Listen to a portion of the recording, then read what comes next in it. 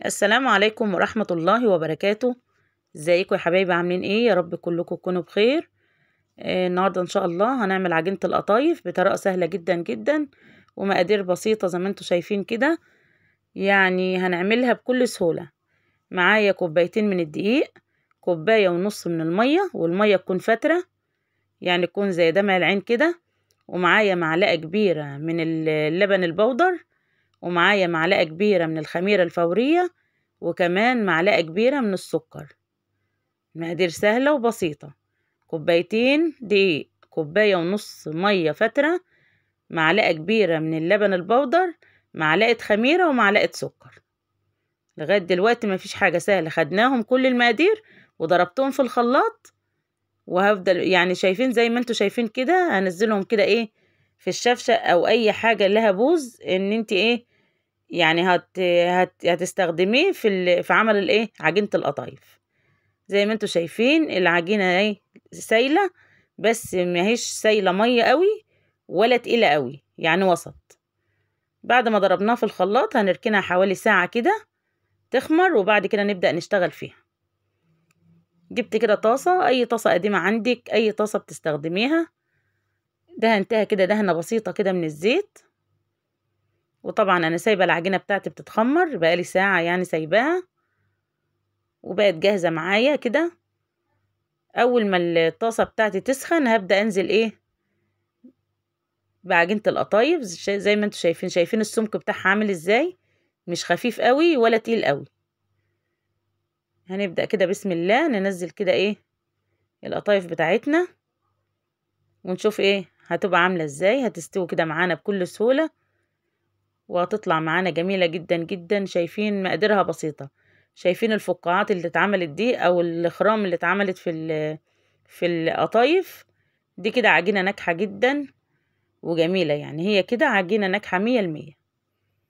مقاديرها كلها يعني تمشوا على المقادير بالظبط هتطلع معاكي ناجحة وبكل سهولة زي ما انتوا شايفين كده. ما خدتش مني وقت خالص، في ثواني بتكون معمولة. نروحنا نشتريها من بره.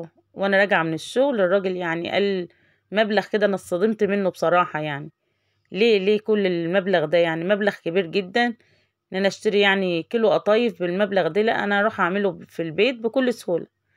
زي ما انتوا شايفين عملت الكمية كلها. وطبعا انتي بتطلعي كل ما تطلعي على فوطة مطبخ او فوطة عندك يعني قديمة بتستعملهاش. دايما اطلع من الطاسة واحط على الفوطة واغطيها كمان. يعني انت بتعملي الفوطة نصين، نص بتحطي فيه العجينة وبتروحي مغطياه بالنص التاني. خلاص العجينة بتاعتي جاهزة ومعايا الحشوة. انا هحشيهم كده ايه، عندي جوز وعندي ايه زبيب. هحشيها بالجوز والزبيب. دي الحشوة اللي كانت متاحة عندي دلوقتي في البيت، يعني ما عنديش حاجة احشيها بيها تاني. يعني عايزين حاجة مسكرة، انا مش عايزاها حادقة، كنت احشيها جبنة، انا عايزاها مسكرة.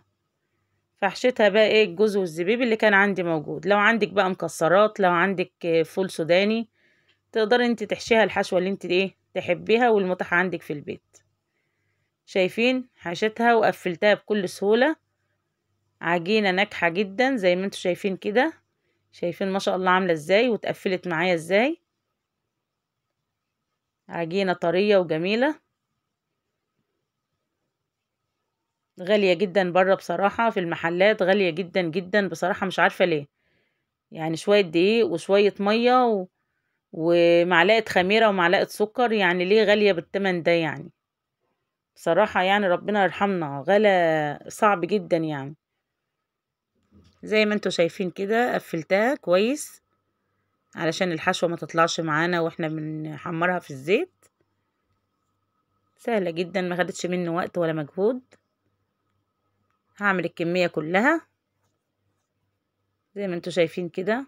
كوبايتين دقيق اعمل له كمية كويسة. نقدر نعمل كل حاجة، يعني مفيش حاجة هنغلب فيها، نعمل كل حاجة في البيت بسهولة ومقادير بسيطة مش مكلفة. خلاص جبت الطاسة وحطيت فيها زيت.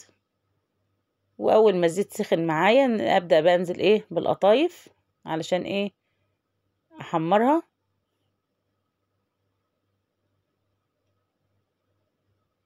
هي الطاسة كبيرة، هنزل بقى بكمية كلها.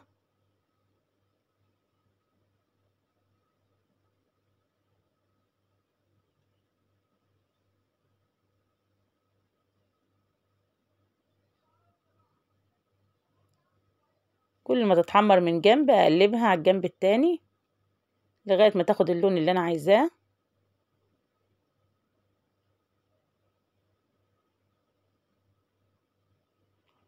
يفضل بقى لو طاسة تكون يعني غويطة شوية، هتديلك يعني ايه نتيجة احسن من كده بكتير يعني.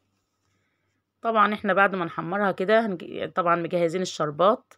الشربات بتاع القطايف عبارة عن كوبايتين من السكر وكوبايتين من المية.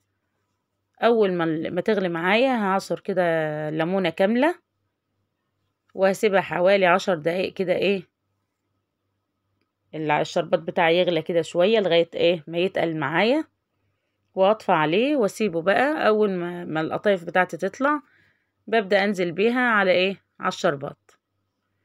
ولازم يكون الشربات ايه بارد، يعني نطلع القطايف سخنة يبقى الشربات بارد. طبعا نزلناه في الشربات، وهبدأ اصفيها كده من الشربات، يعني ما طلعهاش بقى على الطبق على طول، لا بنصفي الشربات شوية. ونبدأ بقى ايه تقدميها في اي طبق بقى انت حباه، او تقدميها بالشكل اللي انت عايزاه. بجد كان طعمها جميل جدا على فكرة، ما خدتش مني وقت خالص، يعني عملتها في ثواني كده.